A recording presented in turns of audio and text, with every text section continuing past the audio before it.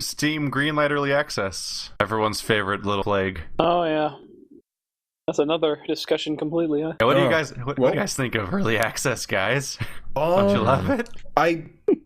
It really depends. Like, if you look at Greenlight right now, I just cringe really hard, and it makes me sad because it's like the idea of Greenlight is amazing, but there's so much poop. It's very hard to find a diamond in there.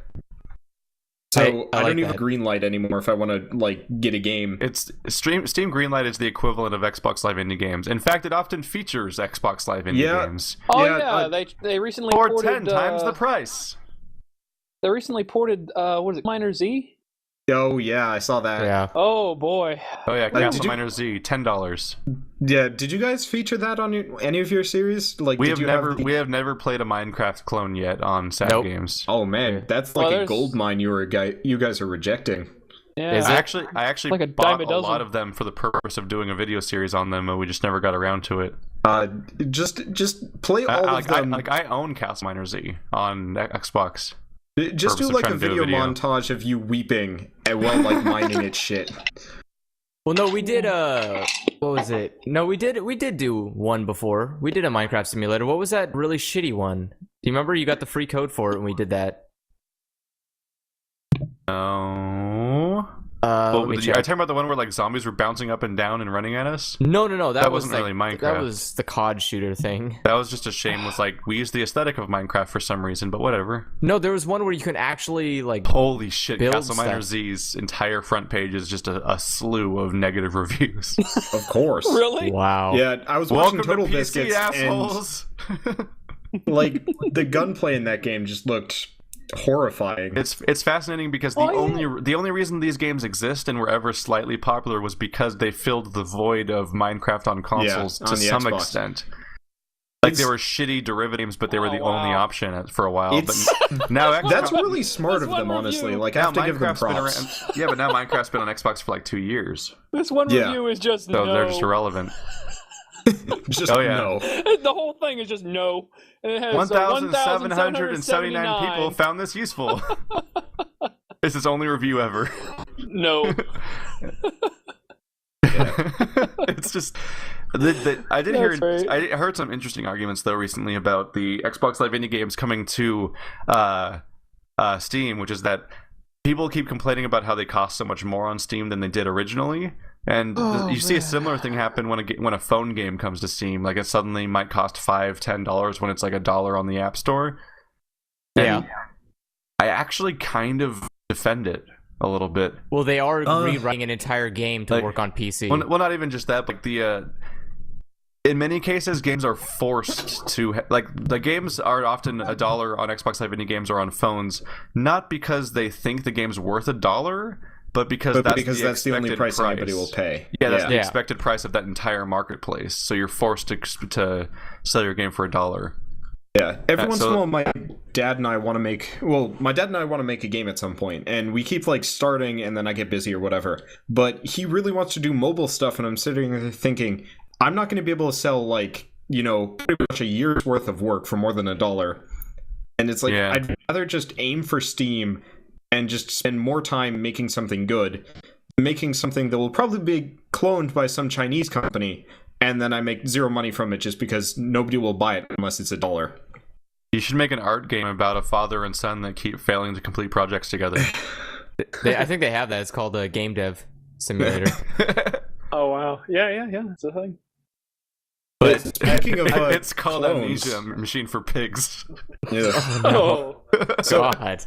I am looking at the Greenlight page right now, and it's kind of this weird toss-up between like graphics that wouldn't have even flown 20 years ago.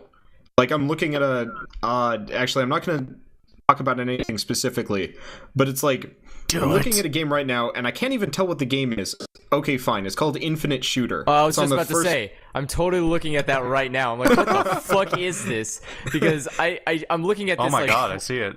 Holy shit, did you just like decide that background was the only thing you can put into the game? It looks like they took the cloud filter from Photoshop and then ran it through a diffuse noise filter. What's this called? To get this, like, it's called Infinite Shooter.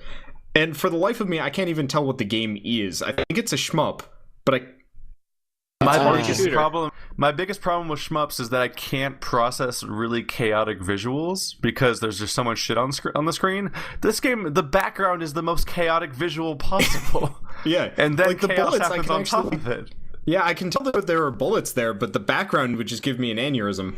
All right, hold on. No thanks, not interested. Yes, I'm looking for that. Let's all vote this one down. Oh, is that our podcast? We're just gonna go through really horrible Steam Greenlight games and just vote people down. That would definitely be an interesting thing. That would be hilarious. Not quite game reviews, just like talking about shit as we go down. Ooh, that would be mean. Oh, fuck, we definitely get a reputation for shit. Wait, like catty bitch. Oh god. Here, here we I'm go. going to bring up a couple of other examples. I feel like step one to a successful Steam Greenlight campaign is just have an animated GIF as your profile image. Oh yeah, I'm looking at that too. The like magnetized isn't that obnoxious, but the JPEGing on it is kind of pisses me off. But the distro Horizons versus Galaxo's Army. Yeah, there we go. Ugh. Like this the looks text good. Is driving me nuts. And it's like I look at all of these Greenlight campaigns and I'm thinking they could actually do really well if they had one person make a nice set of like an intro video and a very nice like thumbnail for people to see. So I'm looking at Let the Cat In right now, and the game itself kind of looks like Incredible Machine, but cat themed for whatever reason. But the thumbnail for it, or like the icon, just looking at the Steam page, actually looks really nice and pretty and high quality, as opposed to all the other ones we have mentioned. Like Subterranea, they didn't even bother. They just made letters in what looks to be, I guess, Blender, added some weird textures to it and a reflection, and called that good enough. Proud of it. Yeah, just a little bit of extra design work would go a long way, and none of these people seem to think about that. But that's kind of why they don't get greenlit either. Oh no, it's happening. Steam Greenlight's filling up with... Oh no. What? The worst part of Oh Xbox my god, Live... you weren't kidding about an infinite shooter. Wow. The worst part about Xbox Live indie games, possibly out of all, is the like really shitty visual novels that just shamelessly use stock art for their entire game. Oh yeah. Now there's one called K-Horror's Sunset on Steam Greenlight that looks like it's just the laziest looking game of just like, here's some images from a gallery put together with like you make decisions on a screen by clicking on things. And I don't know, man. And then text happens. I'm kind of getting excited about Koala Kids. This is looking good. Koala Kids. I mean, at least they tried. It's adorable. I don't even know what the hell it is. It's basically oh god, what is his name? Tokitori? Yeah, it's Tokitori. Yeah. I think Tokitori was a damn good game. So if they can make an okay-ish clone of it, I would at least put $1 towards it. Confusingly, it's got local co-op, which I don't understand. I think the most baffling thing about is when you see a game on Steam Greenlight that is like a vague high-profile thing, like something that got like disc releases like years ago on like Xbox or whatever, and then it's on like for some reason it's in the Steam Greenlight pipeline. Like Deadly Premonition had to go through the Steam Greenlight process. Oh, really? Yeah. Which was just a weird moment. Are forced to go through. Although I did hear it was a pretty horrible game, so. But then, like, the most bafflingly terrible things get through. And here, though, what's amazing about Steam Greenlight is that games like, what is it, Curse of the Werewolf, I think it's called, came in through that. Meaning people wanted that, supposedly. Well, there's this game, all right, called Monster Killer Shooter Mayhem. And it has about the worst thumbnail I've seen. I can't even... Guys of the Wolf, that was what it was called. Yeah, Guys of the Wolf. Well, I have no idea. Maybe people just want to buy it just to shit on it or something. I don't know. But maybe I do actually see some good ones coming through here. Well, I mean, like, the reason why everyone knows Guys of the Wolf is shitty is because it got covered by people after it made it onto Steam through Steam Greenlight. Yeah. Like, just the fact that this got through, it's like, that's it. Shut it down. It's not working. This is not an effective way of curating the Steam library. Hey, look, Saga Heroes looks really good if I was interested in a Diablo clone. Yeah.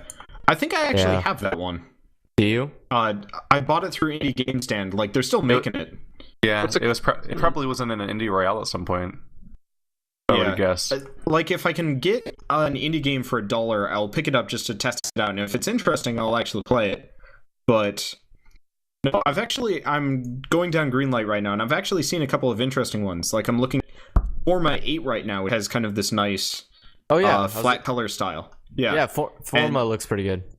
Yeah, the thumbnail is really nice. It's only PEGI 7. Yeah. Oh, an actual company is making this? I guess so, because it has a rating. Oh. So, I guess what did you say it was called? It was it's called Forma 8. Let's see. I don't even know. It's by Mixed Bag. I don't know. Yeah, I have no idea. Yeah, it looks pretty cool. Yeah. For all of the crap that comes through, there are a couple of things that really do look like they should make it through. Like, I'm also looking at Nico Through the Dream, which admittedly has been covered on Rock Paper Shotgun, I believe, at this point. So, extra exposure beyond that. But it just it's weird and discouraging looking at just how many mistakes. I think Wonder might be a Tyler. What? Why am I silent?